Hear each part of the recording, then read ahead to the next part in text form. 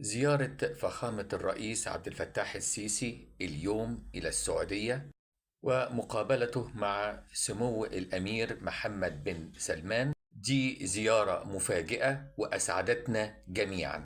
وكان من حوالي أسبوعين كان فخامة الرئيس عبد الفتاح السيسي في زيارة إلى الإمارات، واجتمع سيادته مع سمو الشيخ محمد بن زايد.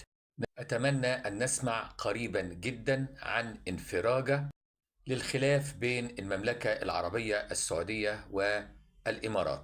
أنا مستبشر خير، لأن القيادات الثلاثة فخامة الرئيس عبد الفتاح السيسي وسمو الأمير محمد بن سلمان وسمو الشيخ محمد بن زايد قيادات تتصف بالحكمة والتعقل في وسط غابة من أهل الشر اللي بيحاولوا كل يوم يشعلوا النار في المنطقة أكتر وأكتر.